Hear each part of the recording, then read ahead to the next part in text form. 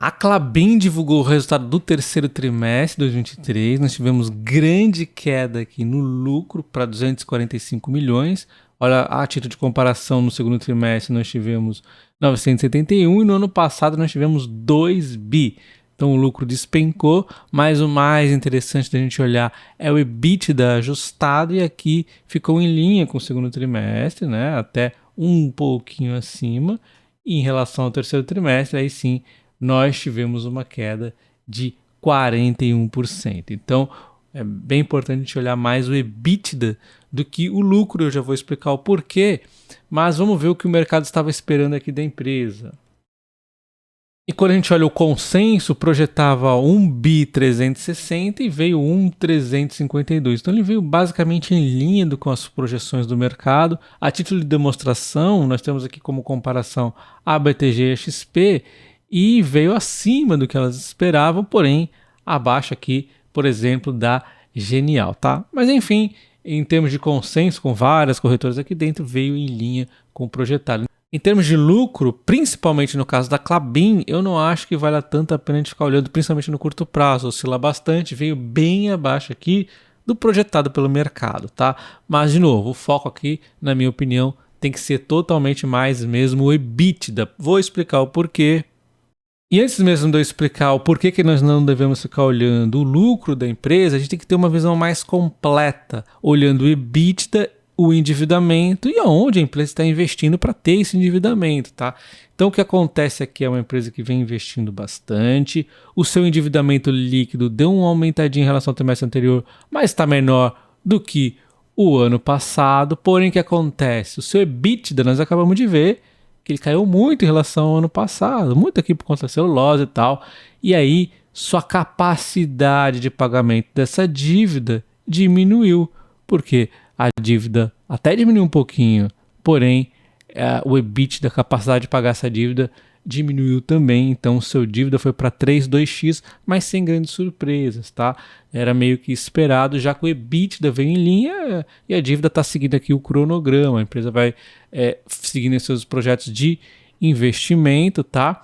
E aí eu já explico daqui a pouco por que a gente não deve olhar tanto o lucro, mas assim, uma visão interessante então, na minha opinião, é EBITDA, dívida da empresa, e aí ver, poxa, por que a empresa está endividada? O que ela está investindo aí para ver se realmente faz sentido.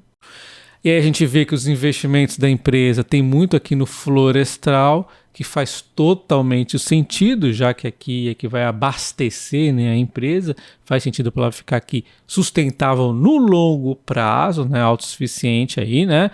Temos a continuidade operacional, que é basicamente uma obrigação, então a gente pode chamar o quê? De CAPEX de manutenção. Aqui é mais para manutenção da empresa, embora esse florestal tenha uma perspectiva de crescer para realmente reduzir os custos da empresa, a gente tem isso aqui como CAPEX. E em termos de crescimento, a gente tem mais da metade. Então a empresa está num processo de crescimento. Tem os projetos especiais, que eu já comentei alguns deles, e tem o Puma, eu então falo do Puma, que tem ainda um CAPEX. Mesmo já tendo entregue, tem um CAPEX ainda. Então a gente está numa empresa que está num momento de investimento, e aí aqui está o CAPEX bruto do Puma, já está chegando no finzinho, mas ainda assim tem algumas coisas aí para terminar. A gente tem, por exemplo, né, o ramp-up, aqui, o startup, né, da linha branca de produtos que a MP28 vai fazer. Então, ainda tem coisas a serem evoluídas aí, né, vai aumentar também o volume, né, enfim, está entregue, mas ainda tem uns detalhezinhos aí. Então,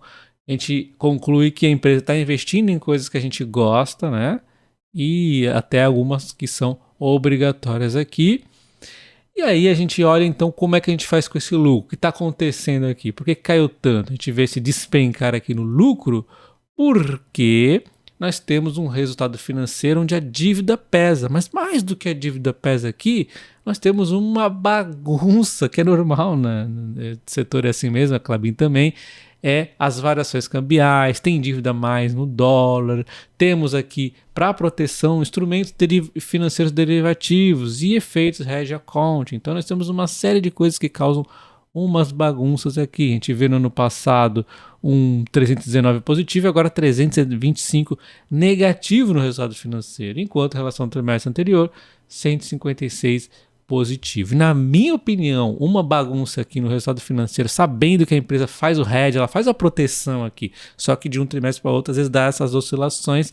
Então, sabendo que isso aqui está super dentro do controle, isso aqui para mim, se causar queda nas cotações, que às vezes causa, o mercado acaba muitas vezes seguindo o lucro ali, é positivo na minha opinião, tá? Não é recomendação, mas eu gosto pra caramba quando tem um ruído aqui, porque a gente sabe que tá mais pra linha do provisório, mas muitas vezes o mercado tá atento e não se preocupa muito nessa parte, né? Enfim, continuando então a ver o que está acontecendo com a empresa, o volume de venda teve uma aumentada de 13% em relação ao trimestre anterior, conforme a gente até esperava, e um pouquinho de queda aqui em relação ao mesmo período do ano passado. A celulose, que veio aqui em recuperação, temos aqui papéis e embalagens, até um pouco abaixo aqui do ano passado em volume, né? Mas temos também a questão da manutenção, a gente já vai falar tudo isso, tá? A receita, então, acaba subindo 3% em relação ao trimestre anterior, mas caindo 20% em relação ao ano passado, tá? Então a produção de celulose e papel realmente teve esse aumento aqui na celulose, a empresa explica que foi muito por conta da produtividade fabril, né? Enquanto a parte de papéis, ela teve também um aumento aqui em relação ao trimestre anterior, mas um declínio em relação ao ano passado. E aí ela explica o seguinte, teve aqui a manutenção no Monte Alegre, que causa redução realmente na produção, mas teve aqui a entrada para compensar da MP28, né? Essa nova máquina aí vai trazendo então novos volumes para a empresa. Então a manutenção é que acabou principalmente aqui diminuindo um pouco o volume da empresa, foi o principal justificativo. Em termos então de manutenções futuras, nós temos inclusive aqui já projetado que não temos mais manutenção no ano inteiro. Então a gente tem aqui uma perspectiva, né, de volumes maiores no último trimestre desse ano. Falando então do volume de vendas, excluindo a madeira, nós caímos 5% em volume de vendas e mantivemos a proporção aqui entre mercado externo e o mercado interno. A gente vê que a celulose teve um volume aqui de 44%, embalagens 27%, cartões 17% e counterboard 12%. Porém, embora o volume tenha caído pouco, quando a gente olha na receita, caiu 20%. E aí, quando uma receita de uma empresa cai 20%, é catastrófico para os demais resultados dela. Então, a gente chega lá no EBITDA, a queda ainda sai mais pressionada, porque a receita realmente caiu 20%. É muita coisa, né? E a justificativa, vocês já acompanham aqui comigo, né? Principalmente aqui, a celulose. Vocês veem aqui eu sempre mostrando para vocês como é que está o mercado mundial, principalmente na China. Tem a questão das empresas que consomem a celulose, a produção, os estoques, enfim. Temos aqui tudo isso para acompanhar, que a gente vai acompanhando ao longo do tempo. E aí causou realmente uma pressão, mas a celulose ali estava até se recuperando um pouco. Depois eu sempre vou fazendo vídeo para atualizando vocês, né? Além da celulose, nós temos uma pressão no counterboard, principalmente aqui no Kraftliner. Então a empresa diz que ela está até trocando aqui dentro do possível para melhorar aqui os preços para o papel ondulado, enquanto estamos aqui numa pressão na linha de Kraftliner. Então, basicamente essas duas frentes aqui causaram os impactos na receita. O resto veio em linha, tá? Então, dado aí o mix de produto e tudo mais, acabou tendo uma queda aqui na receita mais no mercado externo do que no interno aqui, que acabou ganhando proporção no resultado da empresa, né? E para compensar parcialmente essa queda na receita, o custo aqui caixa da celulose foi bastante interessante. Teve uma queda aqui nos preços. Eu esperava que fosse ter um pouco de queda e algumas frentes aqui teve até melhor do que eu esperava, como por exemplo os químicos. A gente vem acompanhando os químicos, viu ali que eles estavam amenizando, mas a queda aqui foi bastante interessante, de 246 para 181. A empresa diz também que ela vem atuando aqui, né, na busca de eficiência na utilização desses químicos. Então tem aqui um pouco de efeito disso também. Muito bem aqui a empresa, né, nesses custos. E os combustíveis, a gente sabe, aumentou, iria realmente impactar aqui os custos um pouquinho, né, aumentando aqui. Mas de qualquer forma, na minha opinião, foi bom aqui a questão dos custos, tá? Foi até positiva essa parte que ajudou a compensar ali a queda nos preços da celulose. O número importante que é legal a gente olhar é a geração de caixa da empresa. E ela caiu aqui, né? 843 milhões, caiu de 859, caiu 12% e caiu 54% em relação ao ano passado. Mas é uma fase da empresa, né? É importante a gente entender que a celulose está no momento de baixa, tende a melhorar e também a empresa está cada vez se diversificando mais. A celulose vai perder relevância ao longo do tempo, já está perdendo, né? E também ela vai estar investindo mais na celulose ali aos poucos, mais na frente de fluff, por exemplo, que é a parte de celulose que tem um valor maior agregado para sofrer menos os preços, né?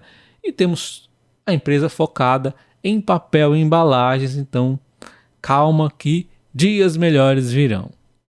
Quando a gente compara aqui as ações da Klabin, a 11, a 3 e a 4, está em linha, a gente pode ver o dividendo, por exemplo, está bem alinhado. Como eu gosto de operar com opções, comprar ela ali vendendo puts, né, e tudo mais, eu provavelmente quando eu for comprar Klabin vou de 11, tá? Lembrando que eu não tenho Klabin ainda, né? Aquele momento de baixa eu estava comprando outras empresas, embora eu sabia que era uma oportunidade muito interessante, mas agora, nesse momento aqui, eu vou aguardando pacientemente, quem sabe ela voltar aqui aos 20, 30 aproximadamente, mas aos 22 já posso talvez começar a vender put. Ela está aqui nesses preços, né? Vamos ver como o mercado reage, né?